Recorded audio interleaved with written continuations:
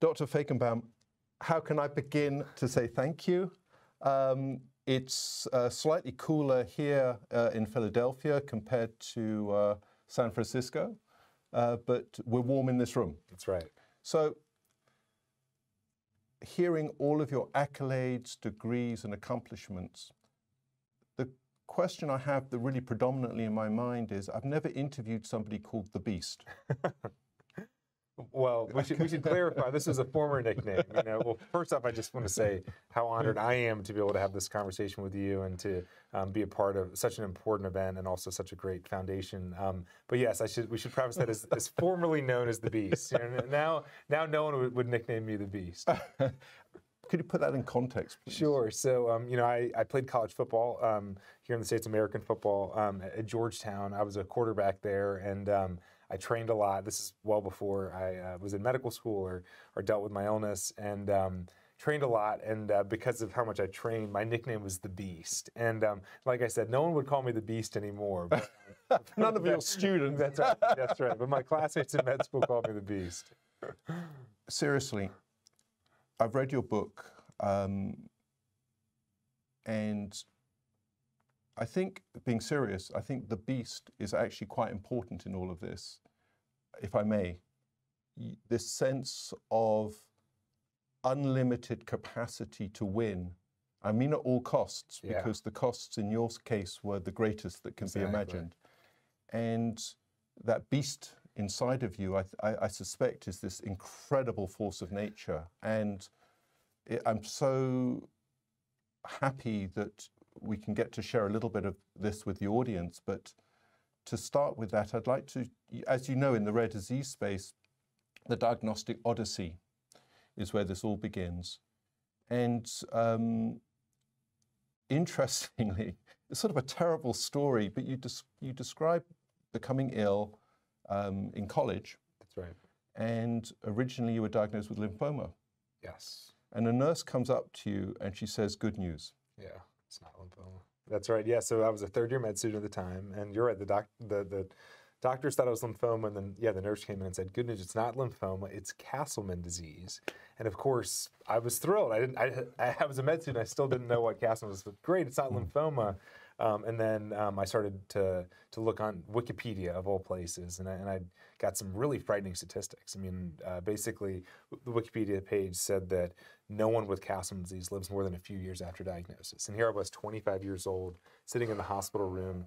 But I will say that at that stage, we just didn't know what this disease was. And so, as you know all too well, in the rare disease space, we fight so hard to get a diagnosis. We want a diagnosis so we know what it is that we're up against. But sometimes getting the diagnosis doesn't actually give you more answers, it just gives you more questions. And that's certainly the case with Castleman's. And we know this, of course, again, just opening the lens a little bit, we know this, of course, internationally, that patients can be waiting multiple years. And in fact, many patients, don't get a diagnosis at all. Right. My father's wife, she has a rare disease, undiagnosed, progressive neurological condition when you don't know what it is. And that's, and sort of, as you say, when you get the diagnosis, is that a positive step towards the next step, which is ultimately, of course, looking for a cure? Or is it sort of such a destructive moment that it's sort of shattering? It's a great question. I think it's so different depending on the rare disease that you're talking about. In the Castleman's case, when I was diagnosed back in 2010, there were no FDA-approved therapies. There were no promising drugs that were sort of around the corner. There were no off-label drugs, and so it wasn't very comforting to get it. But I think that there are, thankfully, some rare diseases where you get the diagnosis and all of a sudden you have a full explanation for what is it you've been going through and now what we're going to do moving forward. And that's the goal for all of us in the rare disease space, right? We want to quickly and accurately diagnose patients, and we want to treat them as promptly as we can. You were in this sort of boat of having a disease that at the time, I think there were only 6 documented patients who had it. You were the 6th. Well, so this is actually gets to sort of medical misinformation, and that was that according to Am I medically misinformed? well, no, and actually, so Up to Date, Yeah. which at least here in the United States is a website that is like the ground truth for medicine. People often call it the Bible of medicine. It's sort of like, what do you do for every disease? How do you treat diseases? And Up to Date said that there had only been 6 cases ever of my subtype of Castleman's. And I make a joke in my book that Up to Date was not up to date, because I learned right around that time that there was a clinical trial that was enrolling patients just down the street in North Carolina that had just enrolled 79 patients into it. And so I was like, wait a minute. How could you have 6 patients ever, but you just enrolled 79 patients down the street? And this gets to this sort of issue with rare diseases. Oftentimes, you have a hard time with getting accurate information. And so what happens is that, basically, there's what we now know are 5,000 patients diagnosed each year in the U.S. So not 6, but of course, when you're less than 200,000 diagnosed or alive, which is our definition for rare disease, there's really limited information, and people just don't put in the effort to bring together cases. So Dr. Fajgenbaum, open the lens again for me a little bit. So all of us around the world trying to help patients get diagnosed, but also to try and find cures. Part of the development of markets, you've also got an MBA, of course, right? Part of the development of market is knowing how many patients have a given disease and how many will have access to that treatment. Talk to us a little bit about international databasing. You talk, even in the context of Castleman's, that would be great, but can you give us, can you reflect on the power of that? Sure, there actually are very few international databases that exist for any disease. Within certain countries, you can get really good estimates. So countries like the UK and others that have nationalized health systems with one centralized medical record data set, that's where you can really get a sense for how many people have this and who will receive the diagnosis. And then you sort of extrapolate. You say, well, if this is how many people have it in the UK, then this is how many people probably have it around the world. We all know that there's differences from one country to another, but we sort of make those assumptions. For Castleman disease, we do have an international registry, so we can get patients to enroll from around the world. But again, you can't expect that every patient from around the world is going to enroll into your registry. But actually, probably the best source of getting epidemiology for rare diseases is exactly what you said, and that's from drug companies. Because companies that are developing a drug for a given disease, they want to know what that market size is, right? They need to have a good sense for where are they, who treats them, what's the total numbers, what can we project in terms of sales for our drug. And so they oftentimes have the best information on epidemiology, but unfortunately that information doesn't always get shared externally, right? Sometimes it ends up in a publication, but sometimes it's just used in a PowerPoint within that company, and there aren't really ways to share that information externally. Just feeding off that microscopically, your interest and many others is, of course, in using artificial intelligence. And one of the areas of growing interest is the capacity of AI to interrogate medical data record sets. And this can be done agnostic of language, this can be done agnostic of country, and different methods can be used in the United States. Claims language can be used. In Europe, the actual records can be scanned, all electronically using AI to pick up cases that have yet to be diagnosed. And sometimes, I worry that even these sort of mind-boggling estimates, 300 or 400 million patients, can be massive underestimates. And how about the issues of underserved countries? It's a great question, and I think that the challenges within a country like the United States or the UK or others, in Europe or North America, are massive. I mean, there's huge challenges to get the right diagnosis, to get the right care, to get access to those medicines, and then to your point, now move outside of North America and Europe, and the problems get exacerbated even further. And so there's sort of challenges at every level, and I think that as you've correctly described, the first step is find the patient, get them diagnosed, and I do think artificial intelligence is going to be helpful. Actually, there have been AI companies for more than the last 7 years that have been doing this kind of work. They use EHR data, they apply AI to them to find patients that have patterns that look similar to patients who go on to get the diagnosis, and then they try to figure out, based on this patient's pattern, where might that patient be, what hospital might they be in, what's their zip code, and then can we get a sales rep to that area and maybe get them to learn about this disease, get them on the right drug.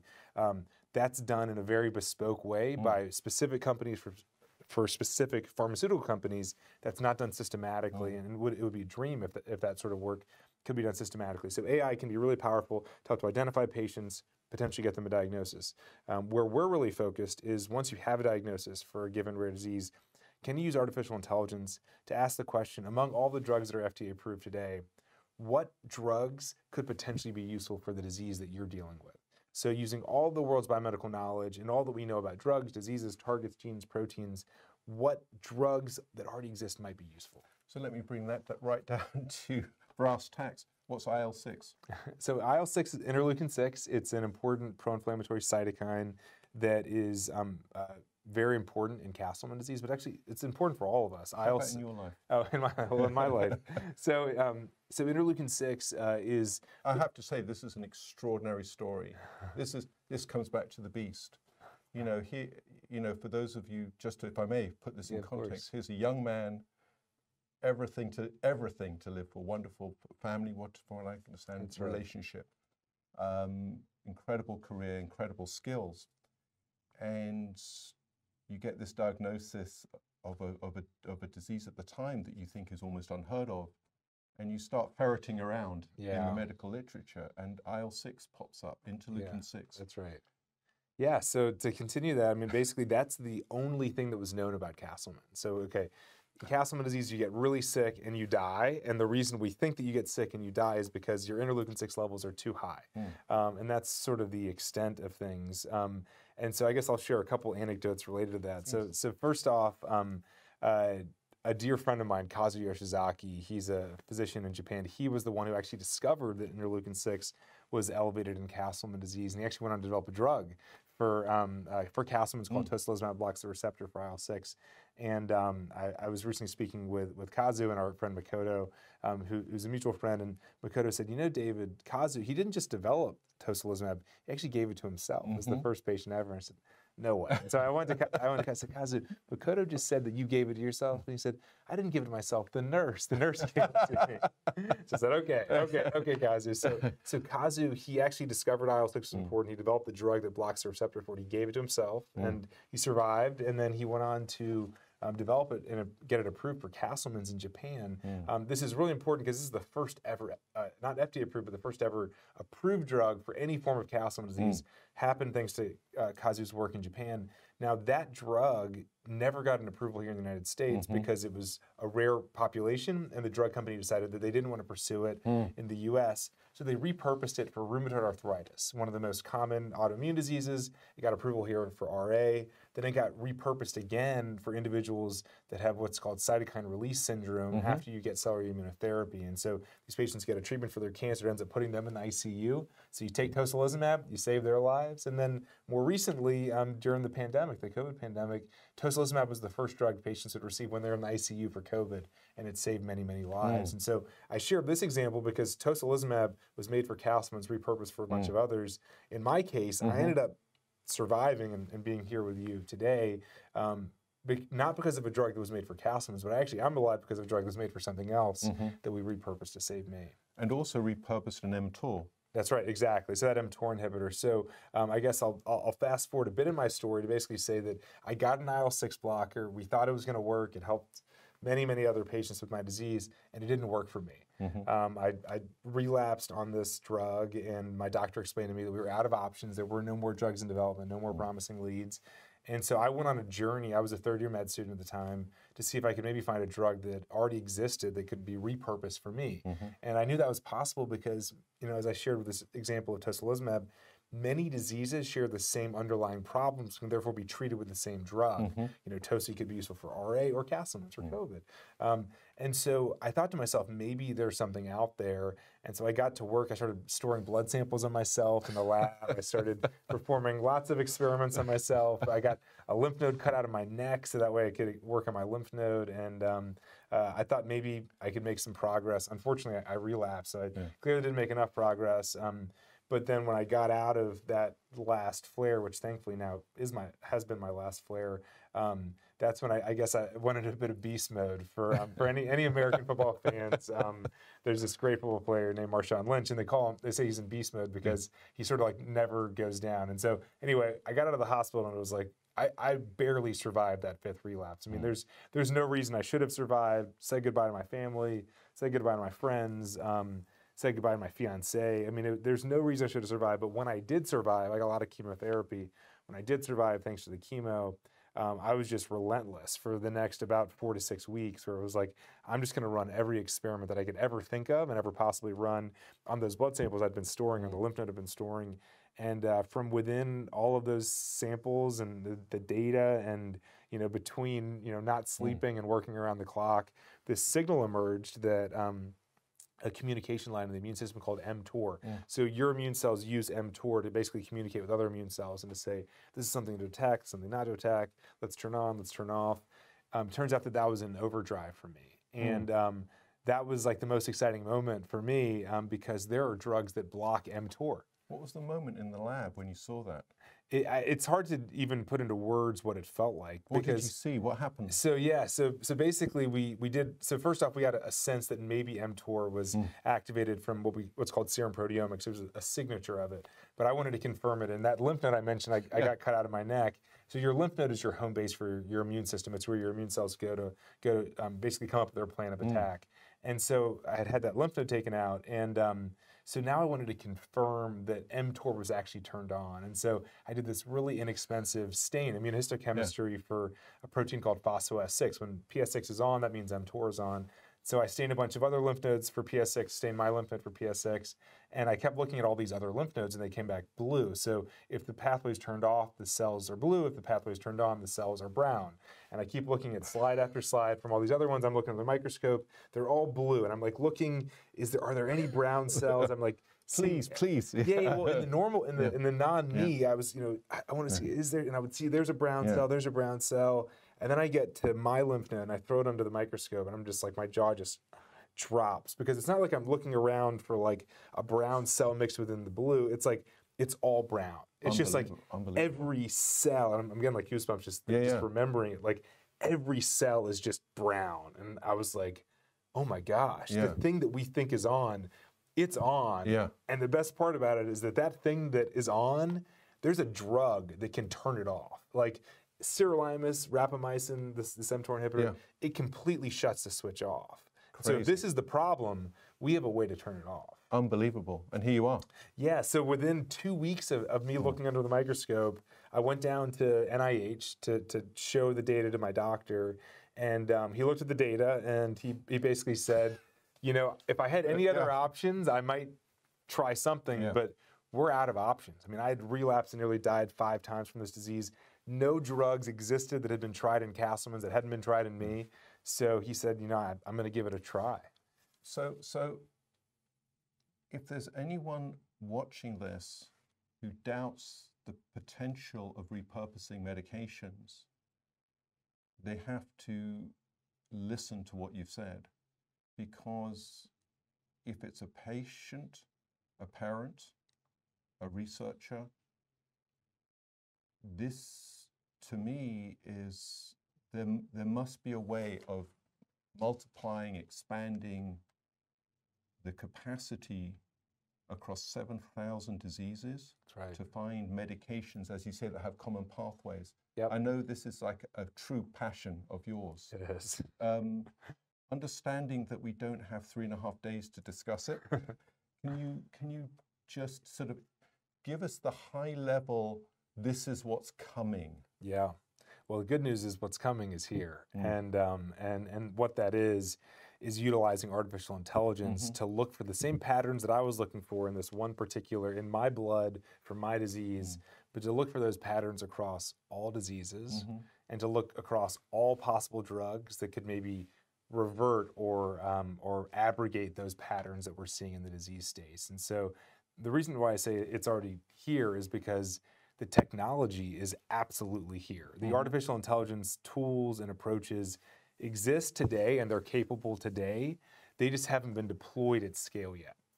But Dr. Fajgenbaum, do we actually have also the big clinical trials we need to allow patients to enter these spaces? Do we have the FDA's understanding that this is a space that can be exploited for good for patients who would otherwise have no clear options? I mean, are those pieces in place as well, or are we in this discovery phase? You're right. It's early days for that other stuff. So what is here is the technology to be able to connect a drug to a disease at scale. So all drugs versus all diseases using the world's biomedical knowledge. I launched a nonprofit called Every Cure about 1.5 years ago. And we are literally using what the world knows about everything, medicine, science, technology, to ask artificial intelligence algorithms, what is the likelihood from 0 to 1? What's the score for every drug versus every disease? So all 3,000 drugs, all 20,000 plus diseases. So 60 million possibilities. If you tried every drug for every disease, you'd do it 60 million times.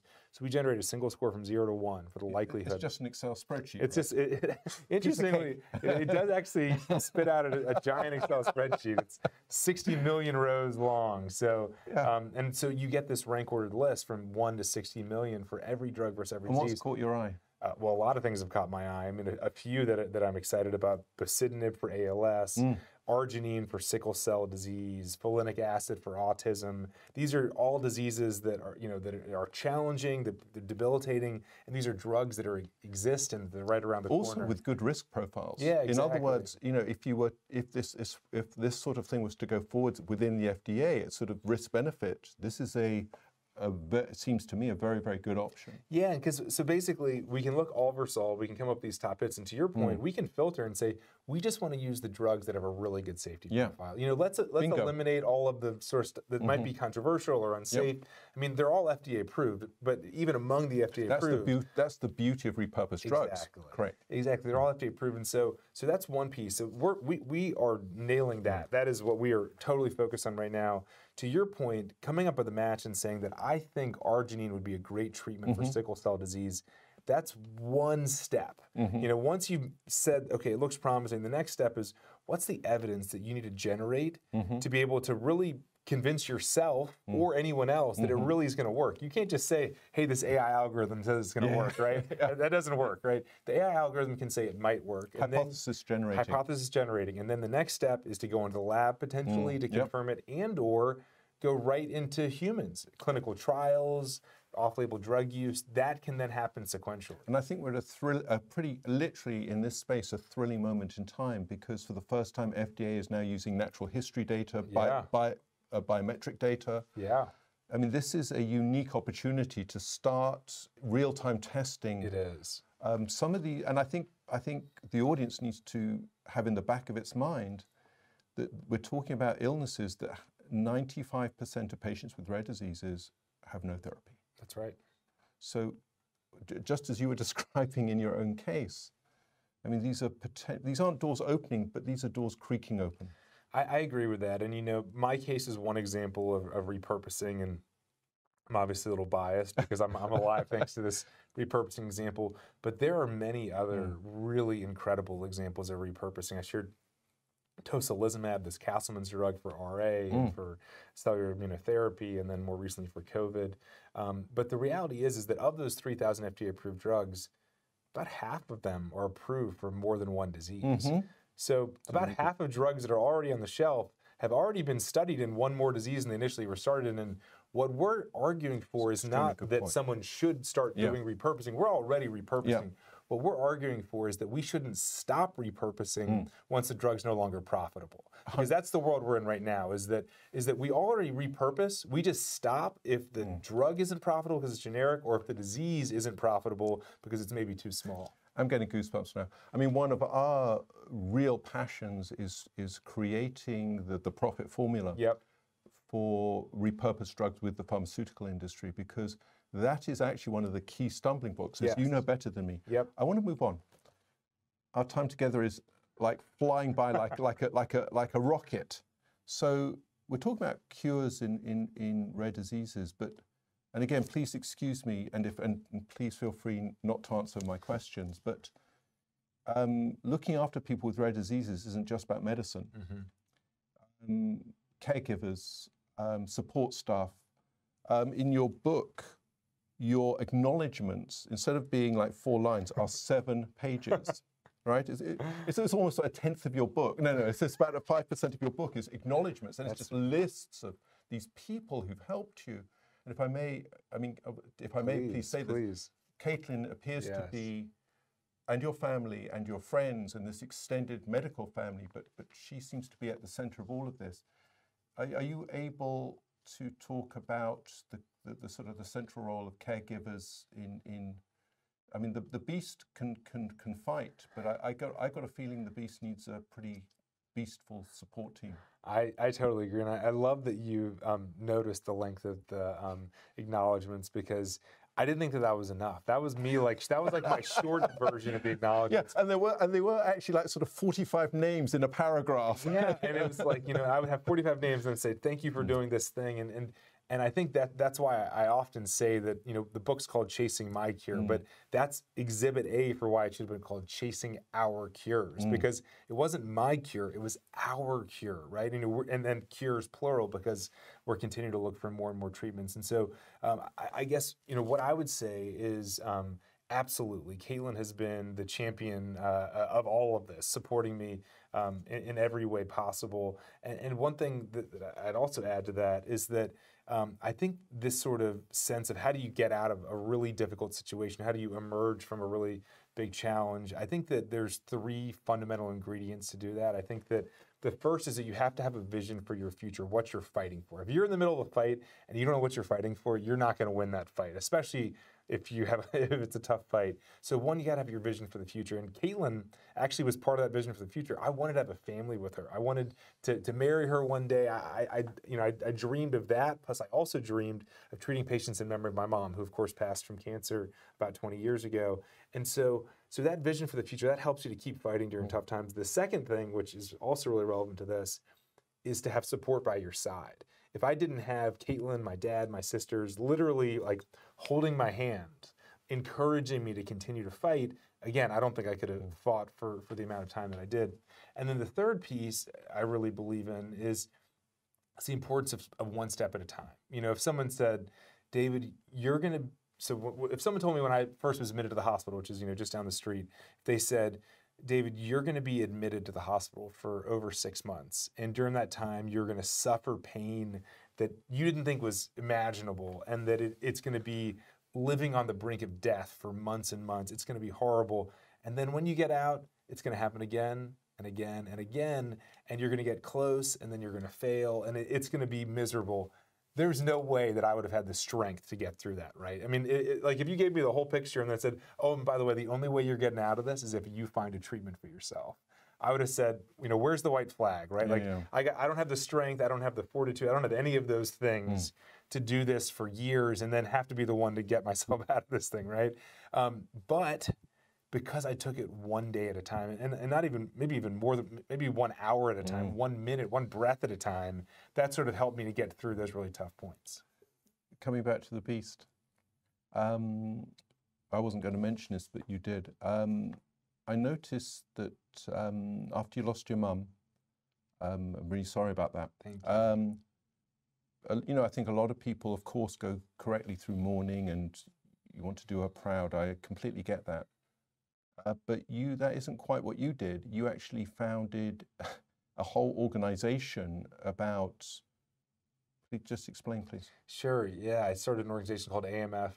My mom's initials, her name was Anne-Marie Fajgenbaum, so her initials AMF, for grieving college students. And the reason— And you wrote a book about it. I did, yeah, I did as well, called We Get It. My mom was the most amazing person in the world. She was so supportive to everyone. She had this ferocious work ethic that I think I inherited a bit of, but she just was the most kind person. And so when I lost her to cancer, and I struggled and coped and grieved with her loss, I started to observe that other people were also struggling with loss during college. And what was so interesting is that none of us were talking to one another about it. We were all struggling and suffering, and we might even be on the same floor in a dorm. And I also think it's difficult. As doctors, we're not good at opening up about ourselves. For sure. And so, AMF was this dream that turned into reality, which was, can we create a resource for all of us to actually be able to share how we're feeling?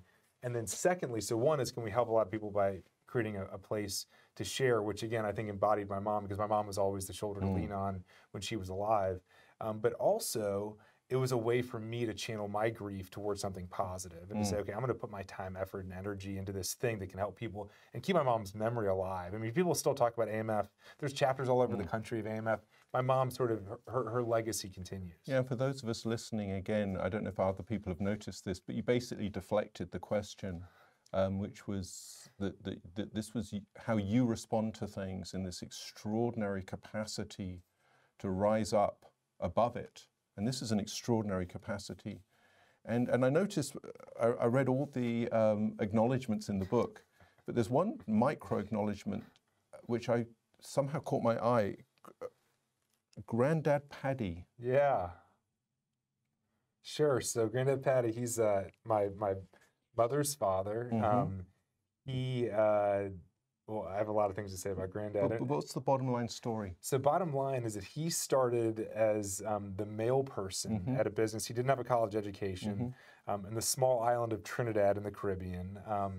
He started as the mail person, and within about 20 years, he rose to become the CEO and the executive chair of the board. And he retired 20 plus years ago in that role. And he, I guess a couple other things I'd say about Granddad. So he was this incredible leader who led with such compassion. People just loved to work for him. They loved him so much that they did well in their work because of how compassionate of a leader he was. And the last thing I'll say is he actually just passed away a couple months ago, which is why you bringing him up here is actually special. So thank you for bringing him up. Of course, I had no idea you were going to. But again, if I may, I think before the final comment, you basically described yourself. I don't know. No, my sense is I've read your book, I've read your work, I've seen the work you've done, and I've seen your, you got a business degree, so why do you start a non-for-profit for repurposing? That doesn't make sense to me. But your mum went early and you responded in this extraordinary way, chapters around the country, as you say. So I got a feeling you're somebody other people love to work for. And I think you're a person who other people look up to. And I think they'll continue to do that. And I just find that it has been an extraordinary experience to listen to you, not only to be inspired by you, but to understand that there are real opportunities in this space. There are millions of parents who are going to be watching this. There are going to be thousands of scientists going to be watching this. And you're going to realize the power of one man. And Professor Fajgenbaum, thank you so much for spending time with us. And I really appreciate it. Thank you. Thank you so much. This was really special. Thank you.